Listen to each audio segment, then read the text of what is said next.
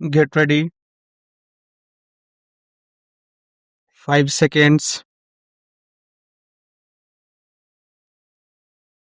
So, all these difficulties were there in the way of the Home Minister, but I find that by his great persuasion, he has been able to win over all the chief ministers who, in the conference immediately preceding the last one, agreed to it in principle, and in the subsequent conference they agreed to it.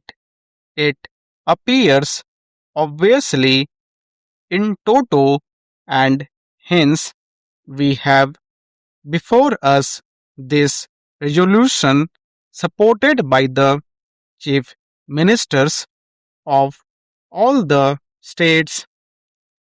Sir, for that I want to congratulate most sincerely and heartily the Honorable the Home Minister. Now, sir, so far as the merits of this resolution are concerned, I do not think it is necessary for me to elaborate on them because during the last 4 years or so, ever since the publication of the report of the States Reorganization Commission, many eminent men all over the country, eminent administrators and persons who had experience of administration, including the retired comptroller and auditor general, were of the opinion that more all India services should be created. Our Honorable the Prime Minister, as also our Vice President, have on more than one occasion expressed themselves definitely in favor of having more all India services.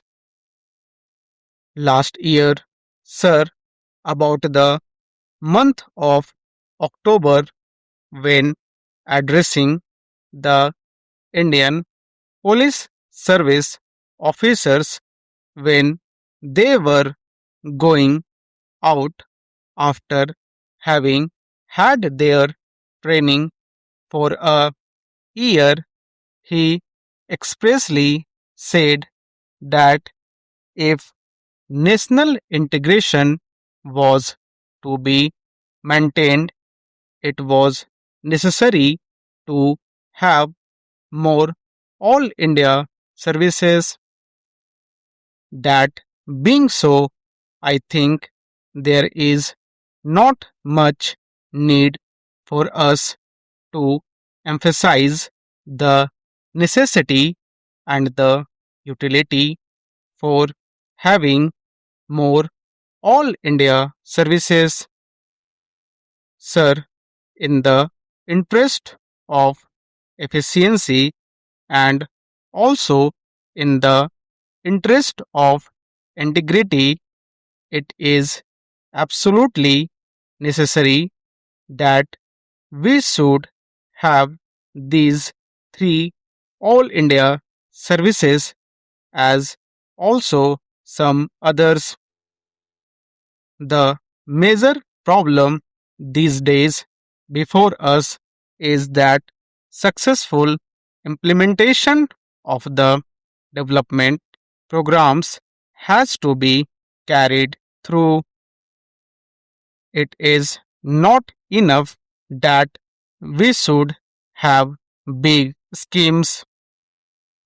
It is not enough that we should allocate large sums for the implementation of those schemes, but it is necessary that we should have competent personnel to effectively implement our schemes so that in a short time we may be able to carry forward our country to economic prosperity all round.